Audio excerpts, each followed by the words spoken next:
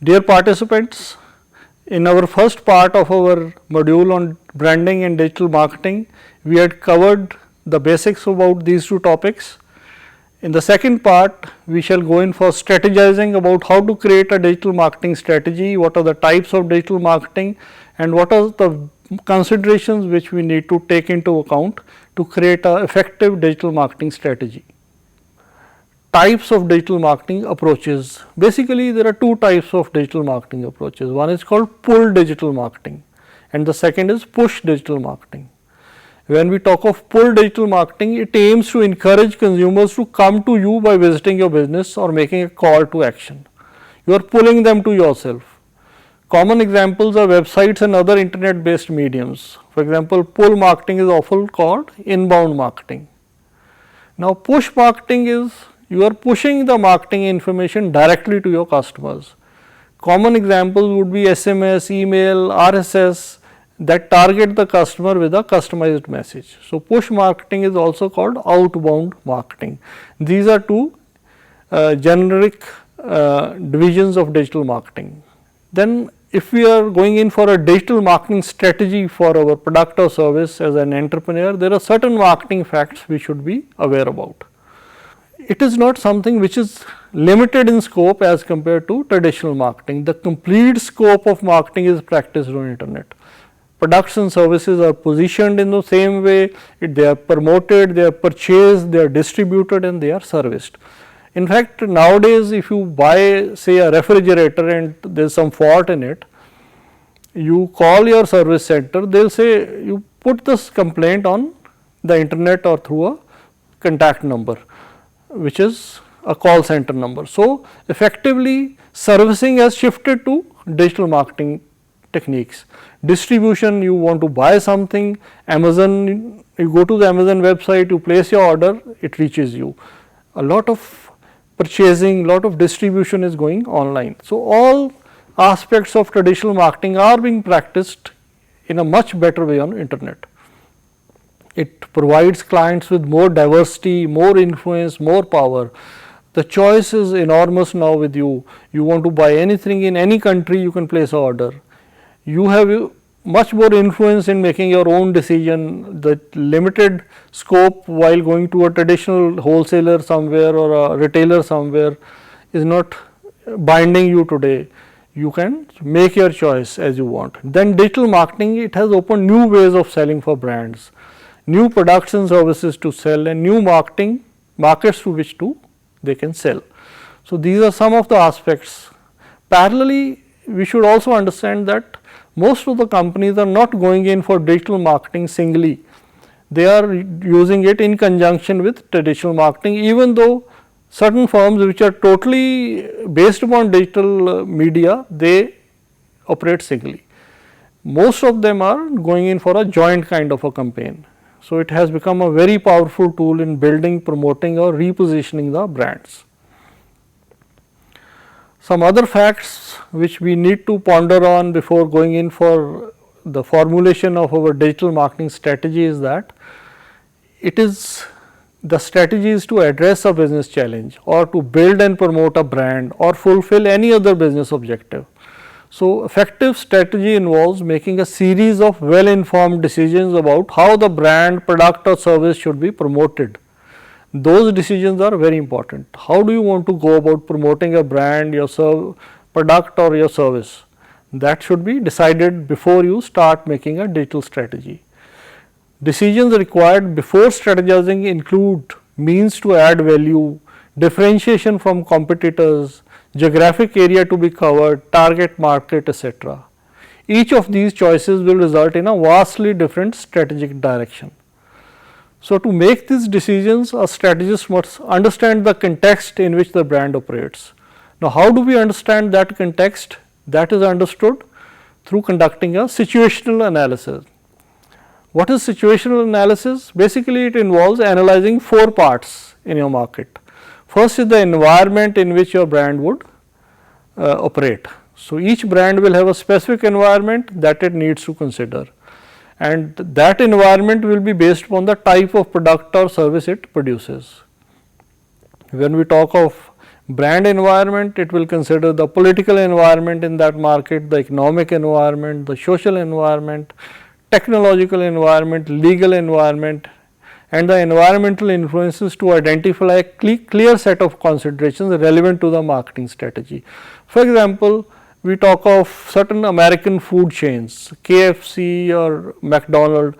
While selling in America, while marketing in America, they may be using certain products as ingredients which socially are not acceptable in India. So, when they shifted to India, they did not use those products. For example, beef or pork, these things are not part of their menu in India. Whereas, while they were in America, as per the social scenario there, they were using those products. Then the business, we have to understand the business and brand is working with. Since it is essential for all marketing messages to capture the brand's identity and objectives, it is crucial to consider to determine what the brand stands for and what it means. You have to decide what it stands for, what it means, where you want to position that message.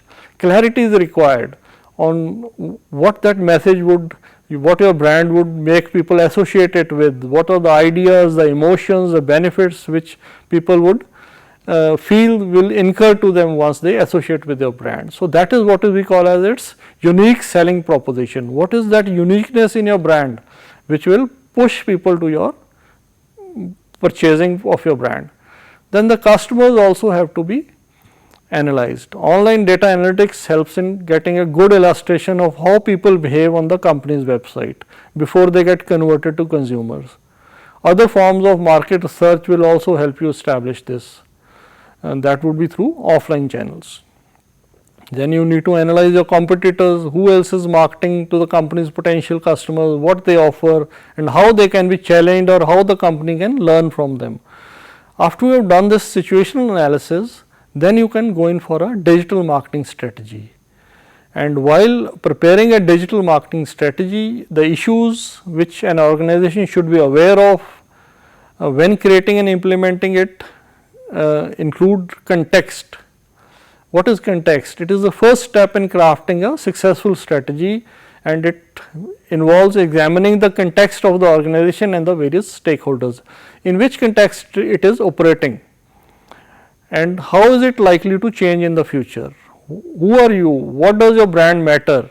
And what makes your brand useful and valuable? Who are your customers and what needs, wants and desires do they have? And who are your competitors? That is the context. Then value exchange. Once you have examined the market situation, the second step is to investigate of the value proposition or promise. This is also again the unique selling proposition. You identify the supporting value additions to the brand promise that are exclusive to the digital model. These extras what you offer through your digital model, they can be called as something which is beyond the basic product or service which the customer is buying. So, these extras would also be called extra value proposition, EVP. These extra values help you to attract the customer. He is looking at X product, he gets X plus small x. So, that small x would pull him to you. So, internet offers many channels for value creation. How the definition of what is valuable depends upon largely the target audience. So, it is crucial to research your users and gather understanding into what they want and need. Content marketing is the process of conceptualizing and creating this sort of content. For example, somebody is buying hardware for a gardening. Parallelly you offer him a do it yourself gardening video. That is something which gives him extra value, which gives him some attraction to buy a product. And while we were kids, I remember that if you opened a Colgate toothpaste, there was a small plastic toy which came in that. So, that small toy would attract a child to push his parent or her parent to buy a Colgate toothpaste. That extra value helps you to market your product in a better way. Then objectives have to be defined. While setting the digital marketing goals, there are 4 key aspects to consider. One is the objectives, the tactics, the key performance indicators and the targets. What are objectives? They are essential to any marketing endeavor. Why do you want to go in for that marketing? That is the objective. It includes answering questions about why is something being done, is the organization doing any of this, what goal, purpose or outcome is being looked for, what is the marketer trying to achieve, how will one know if one is successful. So, objectives need to be specific, they need to be measurable, they need to be attainable, they need to be realistic and they need to be time bound. So, these are some of the qualities which your objectives should have. Then tactics, they are the specific tools or approaches which will be used to meet the objectives. For example, one of the tools or tactics could be a retention based email newsletter, or it could be a Facebook page or a CRM, customer relationship management implementation, or it could also involve a strategy that becomes more complex. Multiple tactics could work together and they may be basically targeted to achieving the same objective. So, tactics can also change and often they should. That is the beauty of digital marketing, that you get real time data, real time feedback and your tactics can be changed to cover up whatever is a drawback in your campaign. Objective should remain same, but tactics can change depending upon the feedback you receive. Then key performance indicators are the specific metrics or parts of the data that will be looked to determine whether the tactics are performing well and meeting the objectives. Though they are the basic metrics which you decide, that if you have a online message, if there are 1 million views in a week, it is considered a satisfactory performance. Anything less than that would be so viewership would be your metric, and the target, that is 1 million, would be something which will help us to decide whether your key performance indicator is being met or not within the specified period. So, tactics and evaluation would include certain digital tools and tactics which are available for completion of digital marketing objectives once they are defined. Each tactics has its strengths. For example, certain tactics would help you to acquire a customer and certain other would be best driven by search advertising, while email is one of the most effective tools for selling more products to existing customers. Getting new customers may be through search advertising. You need to optimize your website, your message, so that when somebody is searching, you are among the top outputs. Whereas, if you have an existing customer base, for selling more products to them, you can go in for emails also. So, these are some of the tactics which are used normally. One is search engine optimization. This is the practice of optimizing a website to rank higher on the search engine research pages for relevant search terms. And basic aim of this tactic is customer retention and acquisition. You should be able to retain your customers and acquire more customers through search engine optimization. And for example, you are into educational business, somebody wants to look into a course on digital marketing. A prospective student would put digital marketing institutes as a search engine parameter.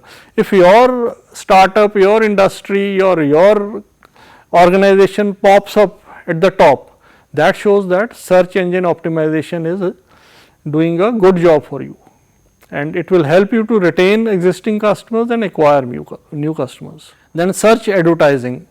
This is something which is also called pay per click or search advertising. The advertiser pays only when someone clicks on their ad. The ad appear on search engine result pages.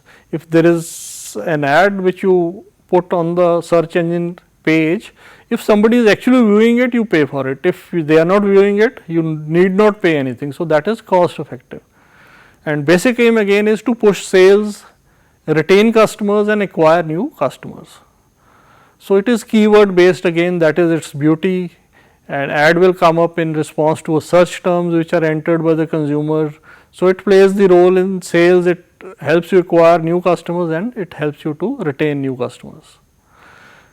Then there is another tactic which is called online advertising, which helps you to brand and acquire new customers. It helps you to brand your product or service and acquire new customers. Online advertising covers advertising in all areas of the internet. It could be ads in emails, ads on social networks, mobile devices, display ads on normal websites. So, all the paraphernalia in online advertising helps you to brand your product and acquire new customers. Then we have affiliate marketing. Affiliate marketing is a system of reward whereby referrers are given a finder's fee for every referral they give. Somebody enters your website or is going through your message and he refers your message to somebody else, you get some kind of a reward for that. So, that enthuses your consumers or viewers to market your product or message further. That is called affiliate marketing. That again is used for sales and branding. Then video marketing is another way you can create. Video marketing involves creating video content, and this can either be an outright video advertising or can be valuable used for content marketing. It again is used for branding, customer retention and value creation. Social media is another tactic. You can use social media, which is also known as consumer generated media, and using social media you can improve the branding of your product, you can create value for your product, and you can make people participate in your messaging. Then email marketing is something which is more targeted towards old customers. It helps you to retain customers and helps you to create value. So, another way, if you go in for digital marketing strategies for ongoing optimization, it is increasingly important for brands to be dynamic, flexible and nimble when marketing online. They need to be very fast, dynamic and flexible. New tactics and platforms emerge every week.